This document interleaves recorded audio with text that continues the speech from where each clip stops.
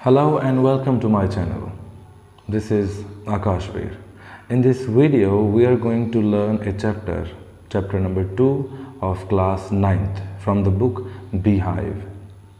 In this chapter, we are going to learn about a lady, about a girl who is lady now, जिसका नाम है Evelyn Glennie. Chapter 2 Evelyn Glennie. Okay, दो part है ना इसमें चैप्टर 2 में. First one is about Evelyn Glennie and second one is about Bismillah Khan. So summary discuss करते हैं. Let's discuss its summary first. So Evelyn Glennie was a girl. Okay, she belonged to Scotland. She came from Scotland. This is the lady. Now she looks okay. She is Evelyn Glennie. Okay, and she is a Scottish girl. कहाँ की है? Scotland की. She is from Scotland. Okay, England के पास में है Scotland. तो Scotland से ये चली जाती है इंग्लैंड पढ़ाई करने के लिए, और वहाँ पर जो होता है वो बिल्कुल दुनिया के लिए एकदम ऐसा है जो कभी भी पॉसिबल नहीं हो सकता. क्यों, कैसे? एक बार जब स्कॉटलैंड में थी, जब एवलिन ग्लिनी 8 साल की थी, when she was just 8 years old, music का तो इसको शौक था ही. एक बार इसको पियानो प्ले करना था स्टेज के ऊपर. तो जब इन्हें पियानो प्ले करना था स्टेज के ऊपर, इनकी मम्मा भी थी, पेरेंट्स भी थे वहाँ पर, और इनका नाम बुलाया गया. जैसे भाई Evelyn come on the stage, Evelyn come on the stage, Evelyn. So इसने जवाब नहीं दिया, और इसकी मम्मा को लगा कि यार कुछ तो गड़बड़ है इसके साथ, there is something wrong. So when she was 8 years old, her mother noticed that कुछ तो है इसके साथ गड़बड़ी. क्या गड़बड़ी थी? कान में. क्या गड़बड़ी हुई इसके कान में? That she was not able to listen.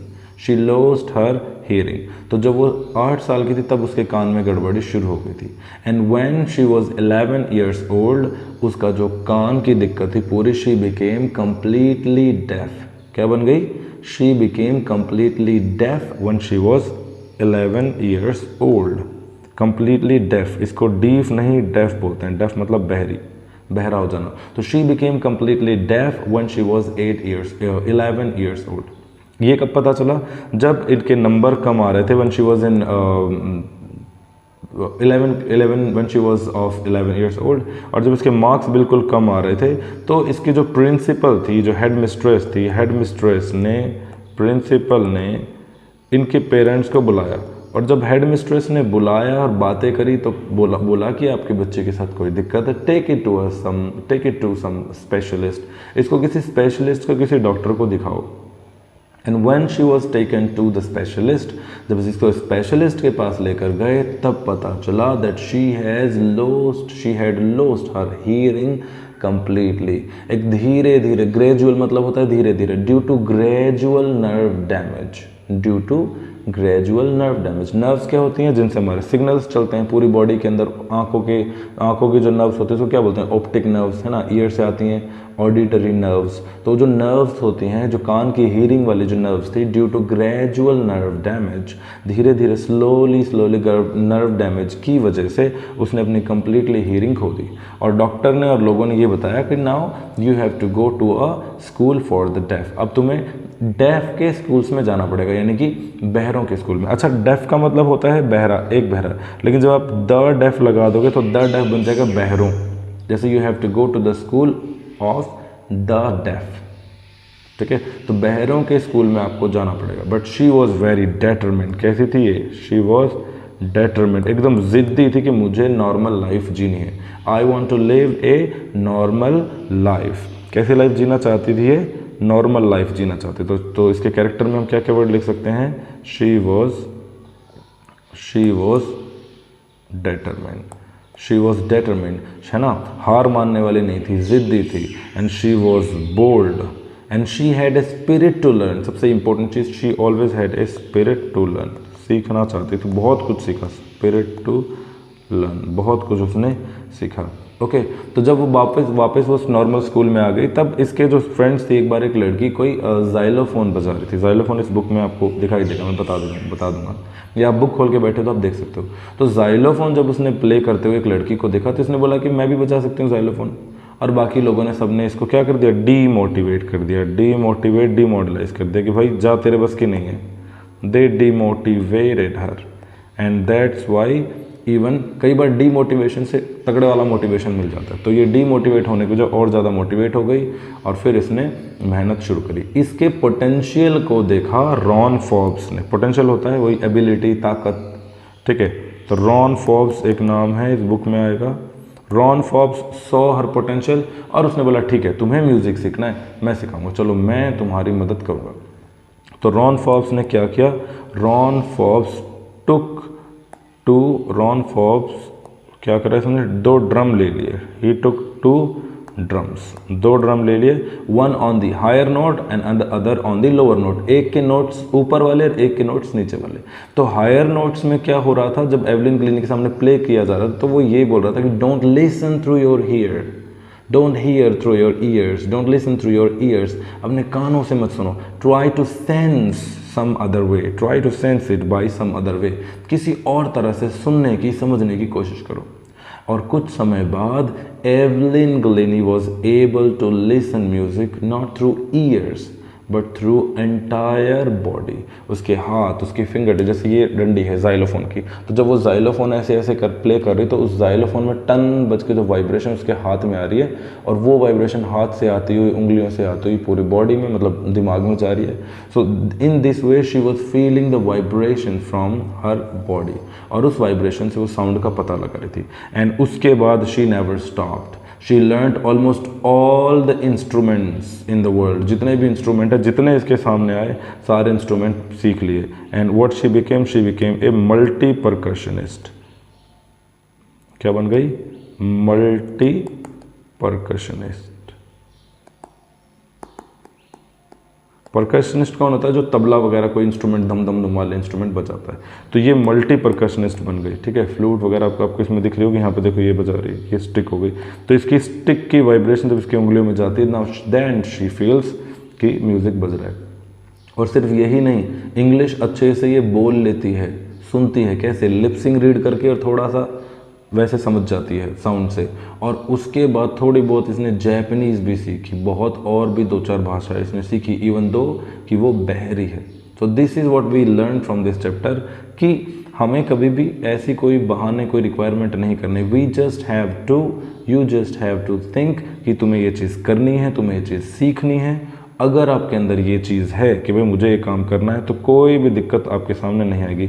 हर चीज़ एक छोटी सी बहाना लगेगा कि भाई ये तो बहाना है, ऐसा थोड़ी हो सकता है ना। कई बार आप बोलते ना कि मेरे पेट में दर्द था, मैं स्कूल नहीं गया, मेरे को याद नहीं हुआ, मुझे समझ में नहीं आया, मम्मी आज तो सिर में दर्द है, कल टेस्ट है, मैं नहीं जाऊँगा।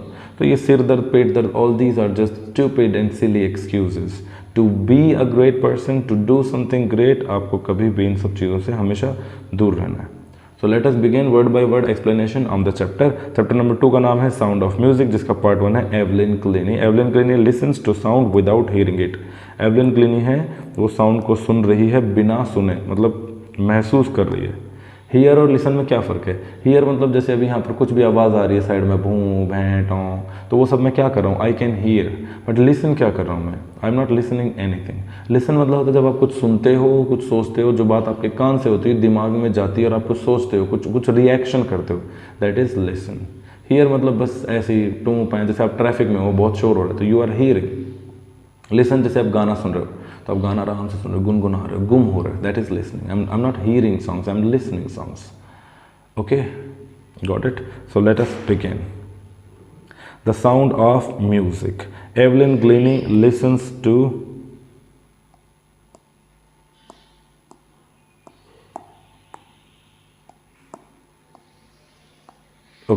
Evelyn Glennie listens to music without hearing it, listens to sound without hearing it.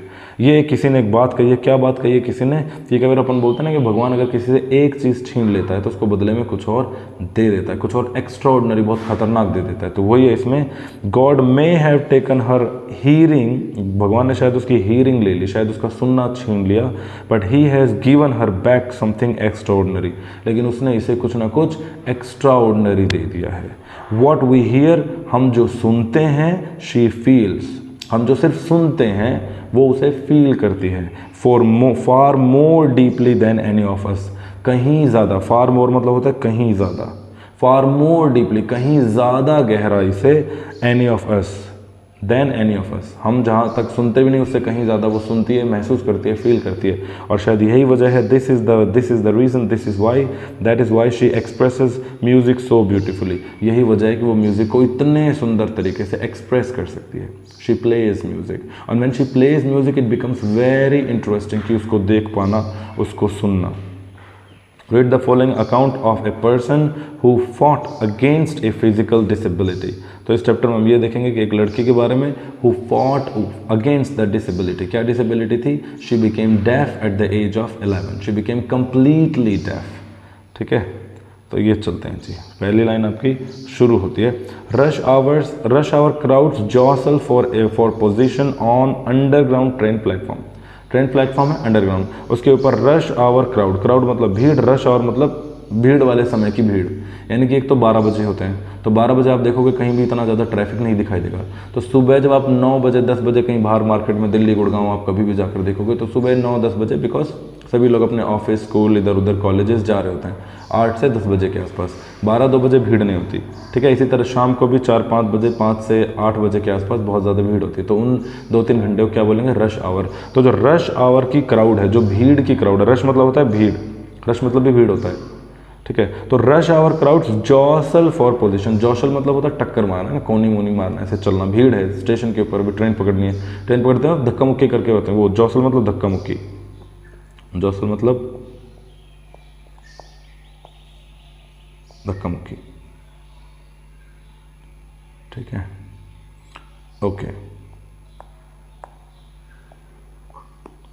A slight girl, slight मतलब एक पतली सी गर्ल, एक छोटी सी पतली सी, जो 17 साल की लग ही नहीं रही, उसकी उम्र 17 है, 17 प्लस, 17 के आसपास है, 16 प्लस है, लेकिन वो 17 साल की कहीं से नहीं लग रही, एकदम पतली सी, एकदम बिल्कुल। ए slight girl looking younger than her 17 years, जो अपनी 17 साल की उम्र की नहीं लग रही, 17 से छोटी लग रही है, वॉज नर्वस येट एक्साइटेड, जो नर्वस थी और एक्साइटेड भी, येट का मतलब क्या होता है, भी, नर्वस येट एक्साइटेड, नर्वस और एक्साइटेड भी थी, as she felt the vibrations of the approaching train, approaching train मतलब आती हुई ट्रेन, जब उसने, एज का मतलब होता है जब, एज का मतलब हो गया जब, as she felt the vibration of approaching train, जब उसने आती हुई ट्रेन की वाइब्रेशंस को फील किया, शी बिकेम नर्वस।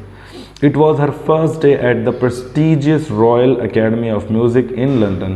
वहाँ पर लंदन के अंदर जो उसका पहला दिन था, जो prestigious Royal Academy of Music है ना इन लंदन, उस रॉयल अकेडमी ऑफ म्यूजिक में उसका पहला दिन था, that's why she was nervous. तो पहला क्वेश्चन ये आ गया, why was she nervous, because it was her first day, and why was she excited, again it was her first day, okay, and daunting enough for any teenager fresh from a Scottish farm, farm का मतलब होता है खेत या खेतों वाली जगह, और स्कॉट मतलब स्कॉटिश, स्कॉटलैंड का।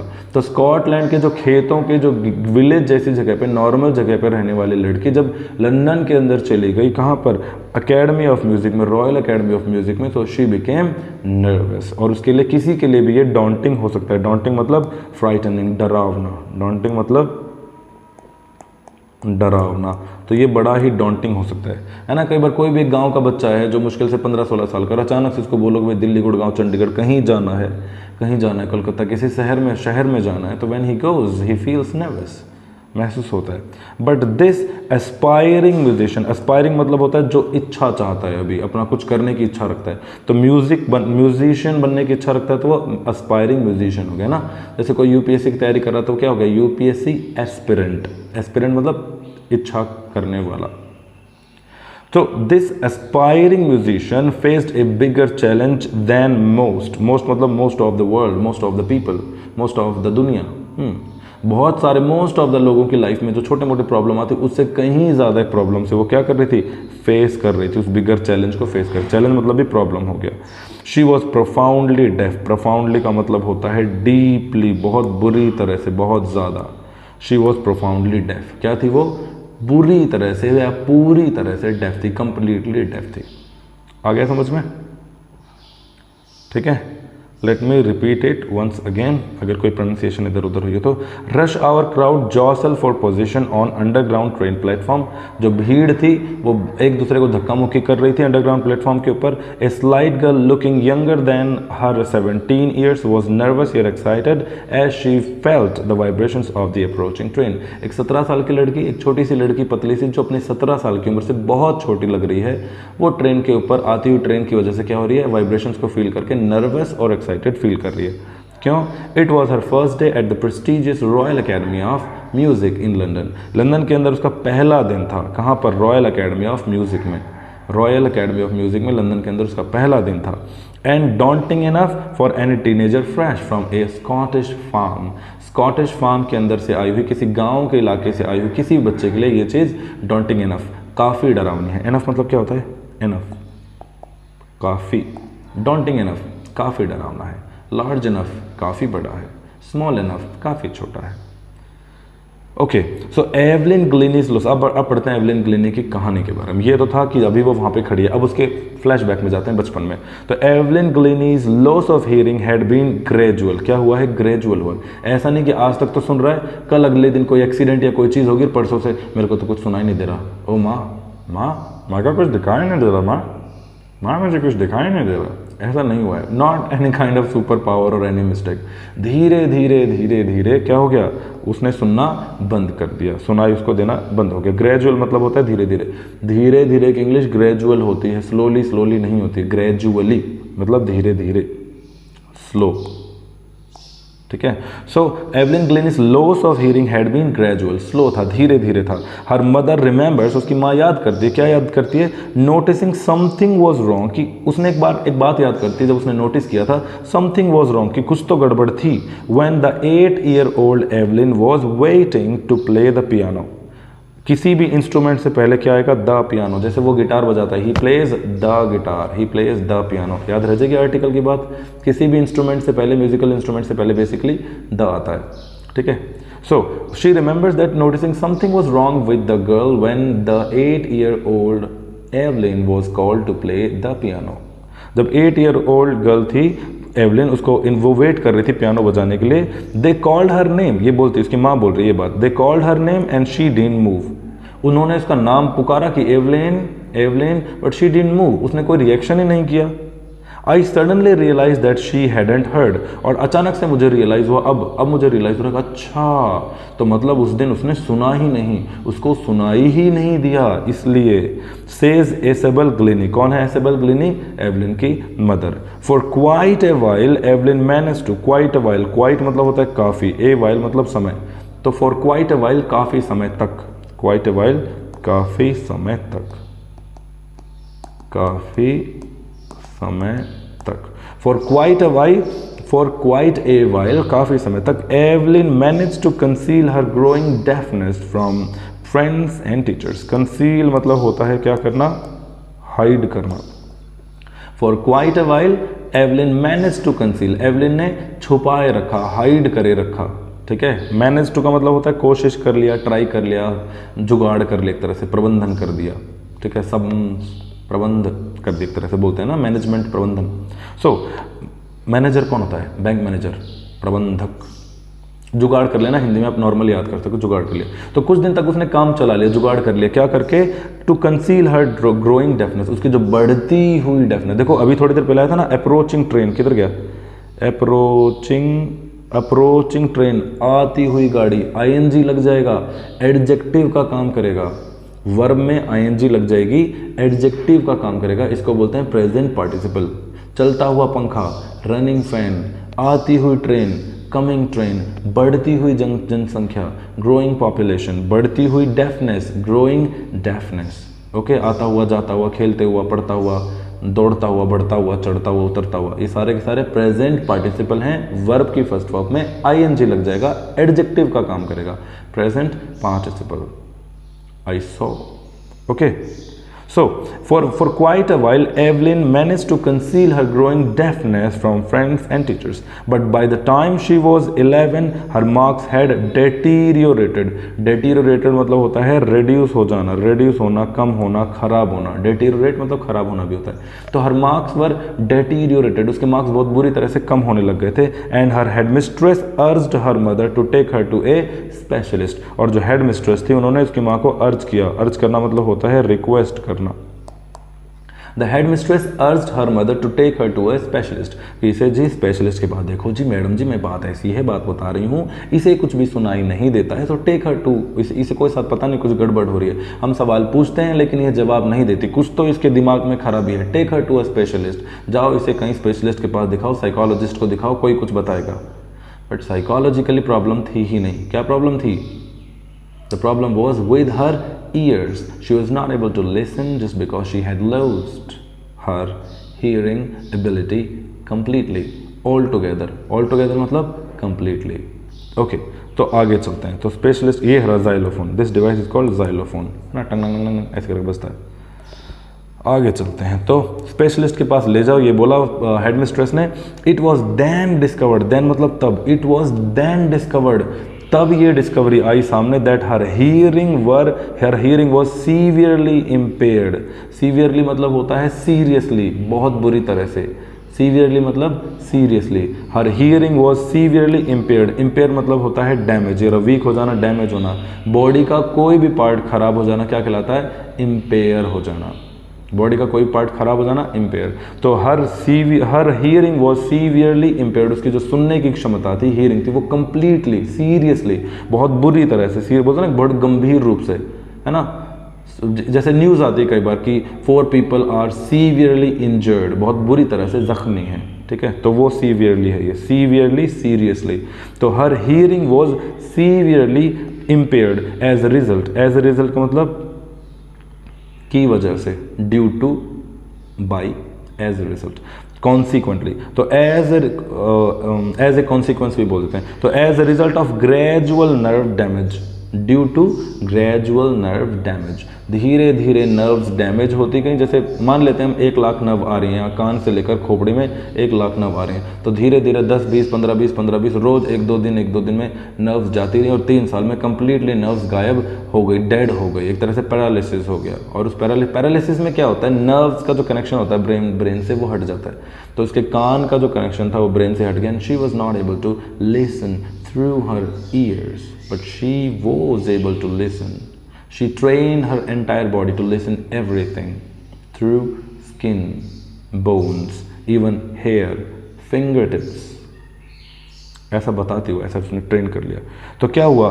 they were advised, उन्हें एडवाइस किया गया। किन्हें एडवाइस किया गया? एवलिन को और उनकी मदर को। they were advised that she should be fitted with hearing aid. hearing aid क्या होती है? कान में सुनने की मशीन, है ना, देखा होगा बड़े बुजुर्ग लोग कुछ लगाए रहते थे, ईयरफोन टाइप लगाए रहते थे, कान में एक डब्बा लटका रहता है पॉकेट में। ये पुराने ज़माने की बात है। आजकल सिर्फ छोटा सा ईयरफोन टाइप आता है, कान में लगा दिया, आप जो बोलोगे आपकी आवाज़ को एम्पलीफाई करके सुनाई देगी, तो वो इंसान जो आपकी आवाज़ उसके कानों तक नहीं पहुंच रही थी पहुंच जाएगी। तो हियरिंग एड उसके कानों में लगाने के लिए बोल दिया। क्या होता है हियरिंग एड? मशीन जिससे सुना जा सके। Okay, so they were advise that she should be fitted with hearing aid and sent to a school for the deaf. क्या एडवाइस किया गया कि भाई इसको हियरिंग एड दो और इसे बहरों के स्कूल में भेजो। She can not study in normal schools. But Evelyn बोली no, I don't like it. But Evelyn was not going to give up. Evelyn हार मानने वाली नहीं थी। गिव अप मतलब हार मान लेना। She was determined to lead a normal life. Lead a life का मतलब होता है जीवन जीना। लीड मतलब यहाँ पर जीवन जीना होता है, जैसे वो सिंपल जीवन जीता है। He leads a normal life. Okay. So, but Evelyn was not going to give up. Evelyn give up करने वाली नहीं थी। She was determined. वो determined थी क्या करने के लिए? जिद्दी थी, जिद पकड़ के बैठी थी क्या करने के लिए? To lead a normal life and pursue her interest in music. और अपना interest जो है म्यूजिक में उसे pursue करेगी, उन सपनों के पीछे दौड़ेगी, फॉलो करेगी। सपनों को सच करेगी। One day she noticed a girl playing xylophone, एक दिन उसने एक लड़की को देखा, नोटिस किया, क्या करते हुए, प्लेइंग, बजाते हुए, approaching, running, going, playing. She noticed a girl, उसने एक गर्ल को नोटिस किया, प्लेइंग ए जाइलोफोन, ये जाइलोफोन प्ले करते नोटिस किया, and decided that she wanted to play it too, कि वो भी उसे प्ले करना चाहती, उसने ये डिसाइड कर लिया। एंड क्या हो गया उसके बाद, most of the teachers discouraged her, बहुत सारे टीचर ने, काफ़ी टीचर्स ने, ज़्यादातर टीचर ने इसको क्या कर दिया, डिस्करेज कर दिया, डीमोटिवेट कर दिया कि भाई तेरे बस की बात नहीं है, रहने दे, तेरे से सुना तो कुछ जाता नहीं, आई बड़ी म्यूज़िक बजाने वाली, चले यहाँ से, ऐसे करते ना, ऐसे कर दिया, जो चीज़ उसके दिल पर लग गई। Most of the teachers discouraged her but percussionist Ron Forbes spotted her potential. Spot मतलब है देखना, परकशनिस्ट क्या होता है, ए पर्सन हु प्लेज, ये देखो तबला, ड्रम, ऐसे करके इंस्ट्रूमेंट, जो तब दड़ दड़ वाले जो इंस्ट्रूमेंट होते हैं। तो परकशनिस्ट रॉन फोर्ब्स ने देख लिया उसका पोटेंशियल, उसकी ताकत, और उसने बोला कि बेटा मैं तेरे को ट्रेन करूँगा, जा, ठीक है। So he began by tuning 2 large drum, उसने 2 लार्ज ड्रम ले लिए, ट्यून कर दिए, एक को हायर नोट्स के ऊपर, हाई फ्रिक्वेंसी के ऊपर, एक को लोअर नोट्स के ऊपर, है ना, and two different notes. Don't listen through your ears, don't listen through your ears, मैं बोल रहा हूँ ना, कानों से मत सुनो, अपने कान से मत सुनो। ही वुड से, वो बोलता, try to listen it some other way, यहाँ पर ही वुड से का मतलब वो बोला करता था, कहा करते थे। ही वुड कम, जाया करता था, ही वुड कम, वो आया करता था। वी वुड प्ले, हम खेला करते थे, खेला करते थे के लिए वुड का इस्तेमाल करते हैं, पास्ट की किसी बात को बताने के लिए। वो जाया करता था, मैं आया करता था, हम खेला करते थे, हम कहानियाँ सुनाया करते थे, दादाजी हमें कहानियाँ सुनाया करते थे, ऐसे। My grandfather would tell us stories, he would say, वो कहा करते थे। तो आगे चलते हैं, ही वुड से, वो कहते थे या वो कहा करते थे, try to sense it some other way, किसी और तरह से सुनो। Evelyn, don't listen music through your ears, try to sense it some other way, किसी और तरह से सुनो। सेज एवलिन, ये एवलिन बता रही है उसके बारे में, वो ऐसा बोलते थे। एंड सडनली आई रियलाइज, और अचानक से मुझे रियलाइज हुआ, क्या रियलाइज हुआ, I could feel the higher drum from the waist up, कमर से ऊपर वाले हिस्सों से, यहाँ से हाथ, पैर, ठीक है, चेहरा, बाल, इन सब चीज़ों से, from the waist up part she was able to feel the vibrations और हायर नोट्स, है ना। She could feel the higher drum from the waist up, higher drum को वेस्ट अप पार्ट से महसूस कर रही थी, and the lower one from the waist down, waist down part से वो लोअर ड्रम को महसूस कर रही है, लोअर नोट्स को महसूस कर रही है। वेस्ट अप, कमर से ऊपर वालों से हायर नोट, कमर से नीचे वाले पोर्शन से लोअर नोट्स को महसूस कर रही है, सुनना शुरू कर दिया। फोर्ब्स रिपीटेड द एक्सरसाइज, फोर्ब ने ये एक्सरसाइज रिपीट करी, प्रैक्टिस रिपीट करी, and soon Evelyn discovered that she could sense certain notes in different parts of her body. और क्या महसूस कर लिया एवलिन ने, कि वो अलग अलग नोट्स को अपने अलग अलग पार्ट से, कुछ कुछ पार्ट से महसूस कर सक रही है या कर पा रही है, ठीक है, वो कर पा रही थी। The rest was sheer determination and, अच्छा उसके बाद क्या बोला इसने, I had learn to open my mind and body to sound and vibrations, मैंने अपने माइंड को और अपनी बॉडी को ओपन कर दिया है, किसके लिए, साउंड के लिए। साउंड आता है मुझे बॉडी से महसूस होता है, तो she was able to feel the sound because she had open her mind and her body. और उसके बाद जो बाकी, द रेस्ट, रेस्ट मतलब बाकी, और जो बाकी का है वो उसका शेयर डिटर्मिनेशन, पक्की, जो अड़ी हुई वाली जो जिद होती है, पक्की वाली जिद, वो, एंड हार्ड वर्क, जिसको दृढ़ निश्चय बोलते हैं। तो जो बाकी जो बचा, ये तो था भाई, उसने टीचर ने समझा दिया कि ऐसे ऐसे आप कर सकते हो, कर लिया। उसके अलावा सीखने के लिए और क्या होता है, दृढ़ निश्चय। अरे सुन तो आप भी सकते हो, कान हाथ आँख सब कुछ ठीक है, क्या क्या प्ले कर लेते हो, क्या क्या कर लेते हो, कितना ड्राइंग पेंटिंग कर लेते हो रटने के अलावा। सो हॉबीज़ में इंक्लूड करो चीज़ों को, म्यूज़िक को, सिंगिंग को, डांस को, पेंटिंग को, आर्ट्स को, always add it on in your daily basis, whenever you get time, थोड़ा बहुत आपको समय मिलता है उसमें थोड़ा बहुत कुछ हॉबीज़ ऐड करो, ठीक है। आगे चलते हैं। उसके बाद she never look back from that point onwards, from that point onwards मतलब उस समय के बाद से, उस समय के बाद से she never turn back, she never look back, उसने कभी पीछे मुड़कर नहीं देखा। शी टूवर्ड द, ये सब टूवर्ड बोलते हैं, टूर नहीं है, toward, okay, it's tour, okay. She toward the UK, जब किसी में भी यूनाइटेड वर्ड आ जाता है या कोई भी चीज़ जो कॉम्बिनेशन होती है किसी का, कोई देश, कोई कंट्री, कोई ऑर्गेनाइजेशन, उससे पहले लगता है the UK, the USA, the USSR, the UAE, like that, okay. हमेशा द लगेगा, सिर्फ अगर देश के बारे में बात हो रही, सिर्फ देश के बारे में बात हो रही है तो। अगर देश के आगे कुछ और भी लगा हुआ है, जैसे US based company, he worked in A US based company, इसमें ए लगेगा। He works in the USA, वो USA में काम करता है, he works in the USA। वो एक US बेस्ड कंपनी में काम करता है, he worked in A US based company. Got it? Company के बारे में बात हो रही तो ए, सिर्फ US के बारे में बात हो रही तो the USA। I hope you understood it. Understood? Understood, very good. She never look back from that point onwards, उस पॉइंट के बाद से कभी भी उसने पीछे मुड़कर नहीं देखा। She toward the UK with a youth orchestra and by the time she was 16 she had decided to make music her life. तो वो यूथ ऑर्केस्ट्रा के साथ वो यहाँ वहाँ घूमती, यूथ मतलब वही बच्चों के साथ 15, 16, 17 साल के जो बच्चे थे उनके साथ वो ग्रुप में घूमती, कहीं कहीं अपना ऑर्केस्ट्रा करती। ऑर्केस्ट्रा क्या होता है? ग्रुप ऑफ म्यूजिशियंस, जिसमें बहुत सारे लोग होते हैं, कोई प्ले कर रहा है तबला, कोई बजा रहा है फ्लूट, कोई बजा रहा है पियानो, कोई बजा रहा है सैक्सोफोन, जो भी अलग अलग इंस्ट्रूमेंट सब बजा रहे हैं। तो she had decided to make music her life, और जब वो 16 की तब उसने डिसाइड कर लिया कि म्यूज़िक ही मेरी लाइफ होगा, और वो चली गई। अब वो 16 से 17 की होने वाली। Now she goes to London, the Royal Academy of Music. She auditioned for the Royal Academy of Music and scored one of the highest marks in the history of the academy।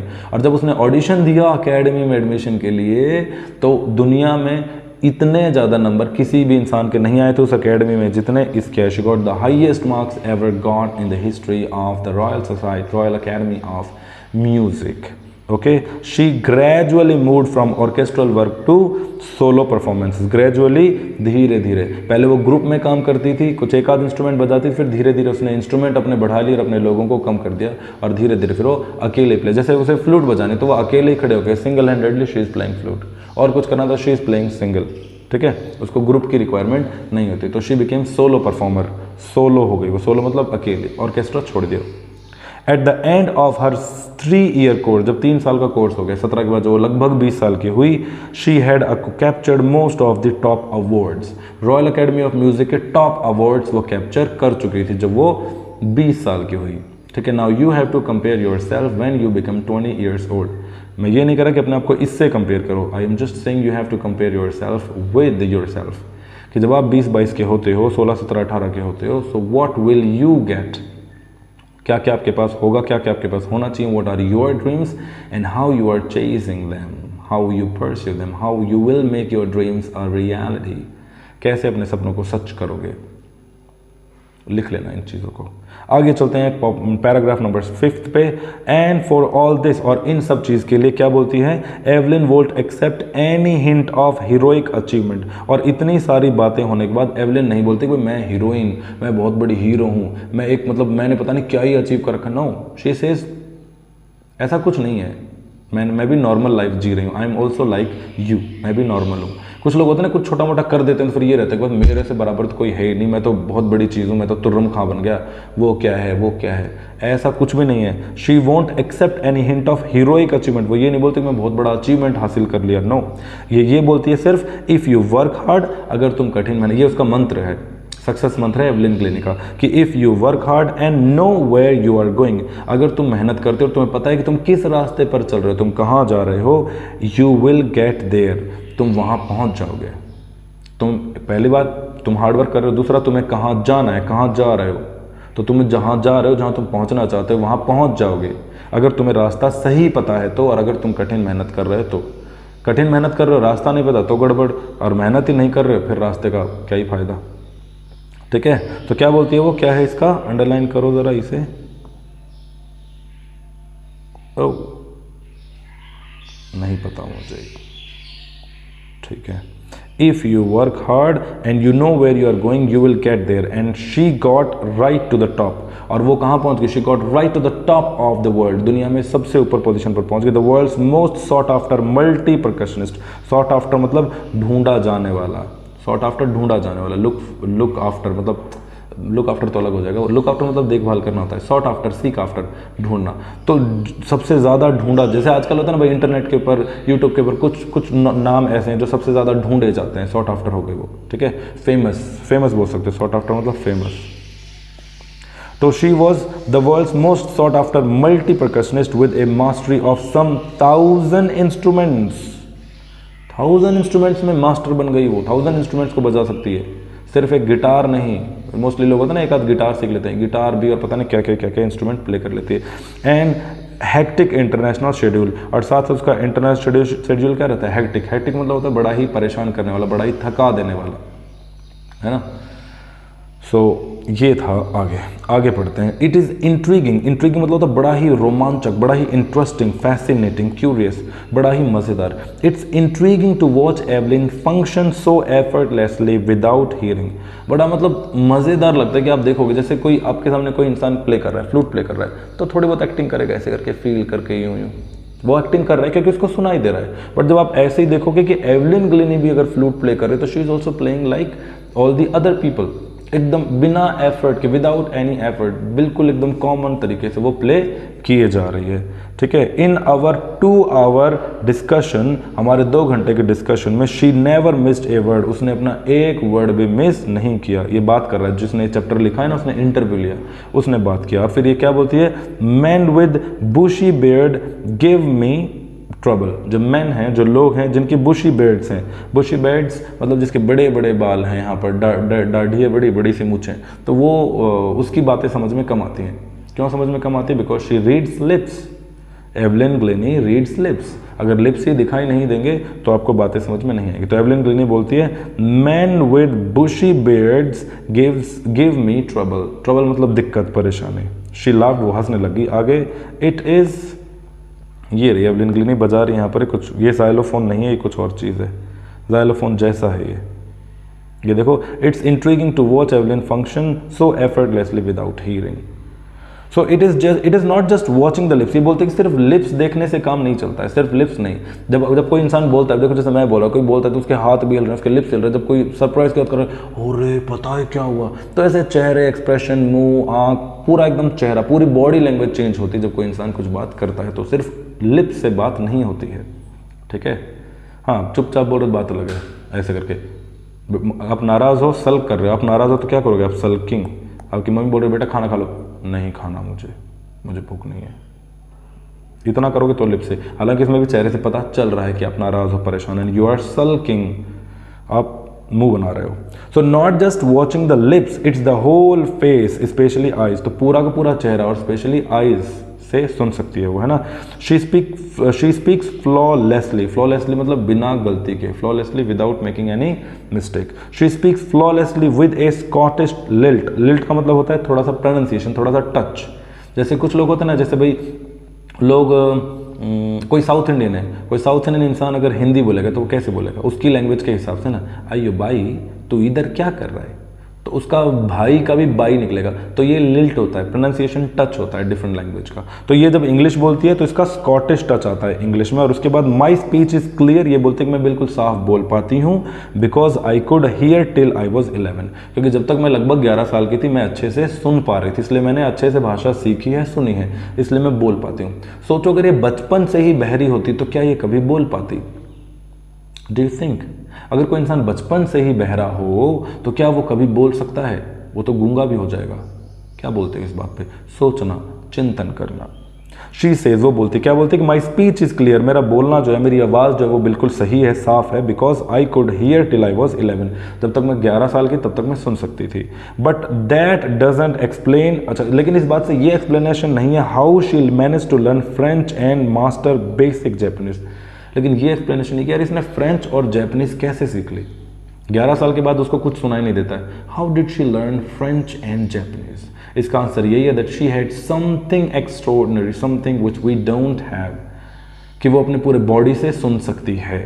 There is something that God has given her. As for music, और अगर music की बात करें, जहाँ तक music की बात है, she explains it pores in through every part of my body. बोल रहा म्यूजिक की बात करें तो मेरे हर पार्ट में म्यूजिक पोर इन, घुसता है। जैसे ये मेरे स्किन है हाथ की, तो यहाँ पे म्यूजिक घुसेगा ऐसे। म्यूजिक के जो वाइब्रेशंस हैं they enter through my body. ठीक है। It pores in through every part of my body, it टिंगल्स in my skin, मेरी स्किन के अंदर वो कैसे गुदगुदी करता हुआ अंदर घुसता है। ठीक है। टिंगल मतलब कॉजेज स्लाइट पैनिक, है ना। से प्रीकिंग मतलब चुभना तरह से, एक तरह से टिंगल मतलब चुभना, टिंगल। एंड माई चीक बोन्स, तो मेरे चीक बोन से म्यूजिक एंटर करता है, and even in my hair. अब साइंस के हिसाब से हम क्या बोलते हैं कि नाखून और हेयर क्या है, डेड सेल्स हैं, they are not connected to our brain, है ना, ब्रेन में सिग्नल वो पहुंचा नहीं सकते, नर्व सेल्स तो उसके अंदर है ही नहीं, डेड सेल्स इसलिए बोलते हैं। इसलिए जब हम बाल को ऐसे करके काटेंगे तो हमें दर्द नहीं होता है, लेकिन ये बालों से भी सुन सकती है। When she plays the xylophone, जब वो xylophone बजाती है, she can sense the sound passing up the stick into her fingertips। और बोलती है जब वो xylophone बजाती है तो फिंगर टिप से, जैसे ये स्टिक है, स्टिक में से टन बजा, तो ये टन बजेगा तो इसके अंदर भी वाइब्रेशन आएगी, वो उसके फिंगर टिप्स में आएगी, और फिंगर टिप से होती है उसके खोपड़े में चली जाएंगी। Now this is the way she lessons music, ठीक है। One she plays the xylophone, देखो फिर से द xylophone आ गया ना, नाम इंस्ट्रूमेंट के नाम से पहले the xylophone। When she plays the xylophone she can sense the sound passing up the stick into her fingertips by leaning against the drums. कभी जब लीन ड्रम बजा रही तो ड्रम के ऐसे करके लीन मतलब आगे तरफ झुक जाना, टच कर लेती है उनको। And she can feel the resonance flowing into her body, resonance मतलब भी साउंड हो जाएगा, इको या sound. On a wooden platform she removes her shoes so that का मतलब क्या होता है, जिससे कि जब वो वुडन प्लेटफॉर्म पे, कोई प्लेटफॉर्म है चबूतरा टाइप जिसको बोलते हैं ना स्टेज, उसके ऊपर अगर लकड़ी का चबूतरा है तो उसके ऊपर वो अपने चप्पल उतार देती है, जूते उतार देती है। She is bear foot and now she feels the vibration. वो ड्रम बजाएगी, ड्रम की वाइब्रेशन नीचे जाएगी प्लेटफॉर्म में लकड़ी में, और उस लकड़ी की वाइब्रेशन उसके पैरों में जाकर, oh my god very tough, but she did, there is nothing tough. On a wooden platform, platform की स्पेलिंग याद कर लो, तो प्लेटफॉर्म की स्पेलिंग बच्चे गलत कर देते हैं। प्लेटफॉर्म में PLATE नहीं होता है, PLATFORM, ठीक है, PLATFORM, प्लेटफॉर्म, उसको प्लेटफॉर्म बोलते हैं, नॉट प्लेटफॉर्म, प्लेटफॉर्म। तो on a wooden platform she removes her shoes so that, जिससे कि, सो दैट मतलब जिससे कि, जिस वजह से, जिससे कि the vibrations pass through her bare feet and up her legs. Bare feet से वाइब्रेशन पास होंगी और पूरे इसकी बॉडी में आ जाएंगे, दिमाग तक। We are on the last page, let us go and edit. Not surprisingly, और इसमें कोई संदेह नहीं है, सरप्राइज करने वाली बात नहीं है। एवलिन ग्लीनी डिलाइट्स हर ऑडियंस, एवलिन ग्लीनी अपनी ऑडियंस को क्या कर देती है, डिलाइट, खुश कर देती है, इतना तगड़े तरीके से वो म्यूजिक प्ले करती है। In 1991, she was presented with the Royal Philharmonic Society's prestigious Soloist of the Year Award। कौन सा अवार्ड मिला, Soloist of the Year Award। कहाँ से मिला, royal Philharmonic society, royal Philharmonic society का सोलोइस्ट ऑफ द ईयर का award मिल गया उसको 1991 में। Says master percussionist James blade, ये जेम्स ब्लेड एक और है, ये एक और बात बोलते हैं, क्या बताते हैं कि गॉड में हैव टेकन हर हियरिंग, भगवान ने शायद उसका सुनना छीन लिया है, but he has given her something back, something extraordinary, लेकिन उसे कुछ ना कुछ बहुत तगड़ा दे दिया है। वॉट वी हियर, जो हम सुनते हैं, वॉट का मतलब जो, वॉट वी हियर जो हम सुनते हैं, व्हाट यू थिंक जो तुम सोचते हो, व्हाट यू डू जो तुम करते हो। इसमें व्हाट के आगे अगर हेल्पिंग वर्ब आ जाती है, व्हाट के आगे अगर हेल्पिंग वर्ब आ जाती तो इस व्हाट का मतलब क्या में कन्वर्ट हो जाएगा, क्या।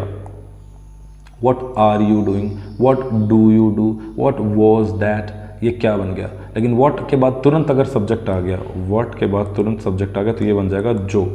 वॉट यू थिंक जो तुम सोचते हो।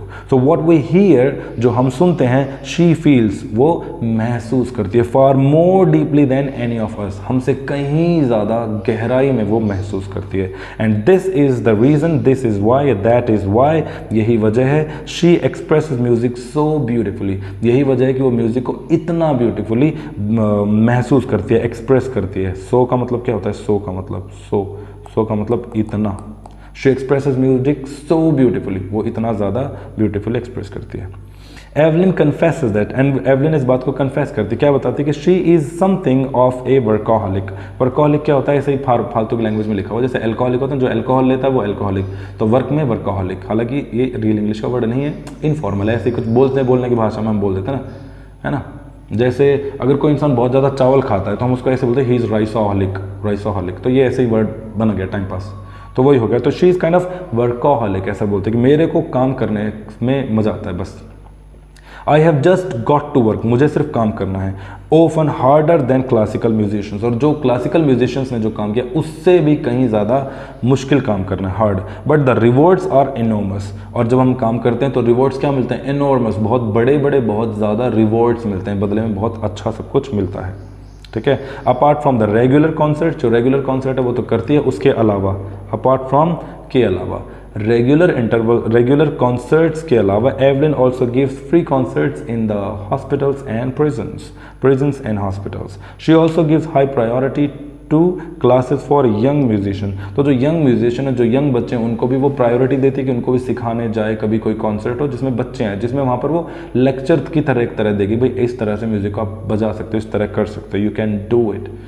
Okay. And apart from regular concerts के अलावा भी वो हॉस्पिटल्स में भी कॉन्सर्ट्स देती है फ्री में, और प्रिजन्स में भी जाकर देती है, उनको ये मोटिवेट करने के लिए कि you will be fine soon, because music have something soothing and you know that I love music. According to me, I think that music has something very deep to make your soul soothing मतलब सुकून, आपकी soul को soothing सा कुछ मिल जाता है when you sing, when you listen। आगे चलते हैं जी। उसके बाद इसने अपना एक ग्रुप बना रखा है Ann Richlin of Beethoven Fund. देखिए एन रिचलिन करके है जो बीथोवन फंड का है। बीथोवन फंड एक ग्रुप बनाया हुआ है जिसमें पैसा इकट्ठा करते हैं बहरे बच्चों के लिए, ठीक है। एन रिचलिन किसका है, कौन है Ann Richlin? The Beethoven Fund for deaf children says. वो क्या बताती है, क्या बताता है, पता नहीं कौन है ये। She is a shining inspiration for deaf children and they see that there is nowhere that they can not go. जो एवलिन ग्लिनी है वो उन बच्चों के लिए एक शाइनिंग इंस्पिरेशन, एक चमकती हुई प्रेरणा है, बहुत तगड़ी प्रेरणा है, जिससे देसी वो बच्चे ये देखते हैं that there is nowhere they can't go, कि ऐसी कोई जगह नहीं है जहां तुम जा नहीं सकते हो। इफ़ यू एक बार तुम ठान लोगे और फिर जान लोगे तो फिर पहुंच जाओगे। तो तुम्हें पहले ठानना है, फिर जानना है, फिर पहुंचना। जान नहीं पाओगे तो रास्ता भटक जाओगे, ठीक है। आगे आखिरी paragraph, Evelyn Glennie has already accomplished more than most people twice of her age. जो इससे बड़ी उम्र के हैं ना, जो मतलब 60-70 साल के हुए हैं, उन्होंने भी इतना सब कुछ अकम्प्लिश नहीं किया। अकम्प्लिश करना मतलब ग्रहण कर लेना, पा लेना, ठीक है, अपने जीवन में लक्ष्य प्राप्ति कर लेने की तरह से। तो इतना उन लोगों ने भी अकम्प्लिश नहीं किया जितना इसने अपनी आधी उम्र में कर लिया। मतलब जो 60 साल के उम्र के, उन्होंने भी इतना नहीं किया जितना इसने 30 की उम्र में कर लिया। लाइक उनसे आधी उम्र में ये लोग ये कर चुकी है, ठीक है। She has brought percussion to the front of orchestra. Percussion क्या था, ऑर्केस्ट्रा के बैकग्राउंड में बजता था, अभी ये परकशन को कहाँ लिया, ऑर्केस्ट्रा के फ्रंट में लेकर आ गई। And demonstrated that it can be very moving. Moving मतलब क्या होता है, अट्रैक्टिव, मोहित कर लेने वाला, हिंदी में बोलते हैं ना मोहित कर लेना, बीविचिंग। तो इट इज़ वेरी बीविचिंग कि ऑर्केस्ट्रा के अंदर जो तबला वगैरह बजता है, परकशन जो होता है, ये भी बड़ा मूविंग हो सकता है, ठीक है। She has given inspiration to those who are handicapped, कि जो लोग हैंडीकैप्ड हैं, जो लोग चल फिर नहीं सकते, जिनके दिमाग मतलब कोई ना कोई जिनको बीमारी है हल्की फुल्की, और जो सोचते हैं कि यार अब तो हम जिंदगी में कुछ नहीं कर सकते, उनके लिए she is an inspiration. Okay. She people who look to her and say, जो लोग उसे देखते हैं और उससे बात करते हैं, वो ये बोलते हैं बात करके, इफ़ यू कैन डू, अगर आप कर सकते हैं, आई कैन, मैं भी कर सकता हूँ। And not the least she has given enormous pleasure to millions. और ये मतलब ख़त्म बात है, अभी ख़त्म नहीं हुआ है, मतलब ये आखिर है, नॉट द लिस्ट मतलब ये आखिरी बात नहीं है कि उसने हज़ारों लोगों को ये म्यूज़िक वाली खुशी दी है। म्यूज़िक उनके आगे प्ले किया, उनको ट्रेन किया, उनको मोटिवेशन दिया, बहुत सारे लोग उनसे सीखे हैं। तो ये भाई डेबरा कॉले इज़ द इंटरव्यूअर, जिससे इंटरव्यू हुआ और उसने ये लिख लिया इंटरव्यू। अब कुछ छोटे मोटे क्वेश्चन हैं, I will explain it fast, you will have to write them down in your rough notebook. Slow play कर लेना है, दोबारा प्ले कर लेना, okay. You can play the video again and you can note down the answers of this questions. I will explain in English. How old was Evelyn when she went to the Royal Academy of music. Evelyn कितने साल की थी जब वो royal Academy of Music में गई? तो when Evelyn went to the Royal Academy of Music, जब Evelyn royal Academy of Music में गई, she was barely 17 years old। barely मतलब मुश्किल से, या she was about 17 years old, 17 की लग भी नहीं रही थी। When was her deafness first noticed? उसकी deafness पहली बार कब नोटिस की गई? Her deafness was first noticed when she was just 8 years old. When her name was called to play the piano on the stage, she did not move. And this was the time when her mother noticed that there was something wrong with her daughter, या with Evelyn. Okay. When was it confirmed? Confirm कब हो गई? When Evelyn's marks were deteriorating profoundly, or deteriorating badly, when her marks were reducing, her headmistress urged her mother to take her to the specialist. When they went to the specialist, there they saw that her her hearing was completely damaged, severely impaired. Her hearing was severely impaired. Confirm हो गया था. And they were advised to give her a hearing aid, and she should be admitted to, या she should be admitted to a school of the deaf, है ना. Answer each of the following in short paragraph 30 to 40 में. देखो जी, who helped her to continue with music and what did he do and say. क्या किया और क्या कहता था वो, किसने हेल्प करी थी? Ron Forbes. Ron Forbes helped when Evelyn Glennie wanted to play the xylophone and she had a potential, she wanted to pursue life in music.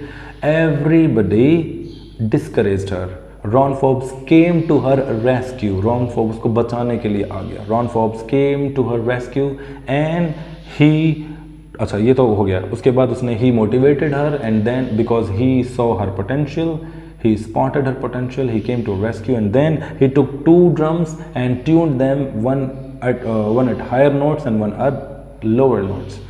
And he would say, वो कहा करता था that Evelyn should listen music through some other way, not through her ears. अगले में चलते हैं. Name the various places and causes for which Evelyn performed. कहाँ कहाँ बजाते थे वो. So apart from the actually Evelyn always had regular concerts, and apart from the concerts she used to give classes or concerts, free concerts in the prison and in hospitals to motivate them, to keep them cheering and happy. And she also played music and motivated the children who are handicapped and who are weak. And those people get motivated and they say that if you can do, if Evelyn can do, they could also do. How does Evelyn hear music? Evelyn music को कैसे सुनती है? ऐसे type question है. Evelyn says that she listens music through every part of her body. She goes barefoot on the stage to listen to music. The vibrations of the percussion instruments enter through her feet and then to her body. She listens to music. When she listens to music, when she plays a xylophone, the music enters through her fingertips and then she feels the sound. She listens the music through every part of her body. Music pours in through her cheekbone, through her skin, it tingles her skin, and she can even listen music through her hair. ऐसे कर करके आड़ा टेढ़ा आप बना सकते हो. This was your last question and I hope you understood it, you learned it, you enjoyed it.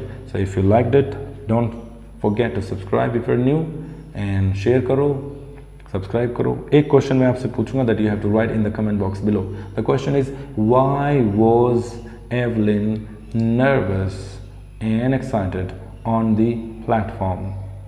Why was she nervous and excited? Thank you very much for watching. Have a great time ahead.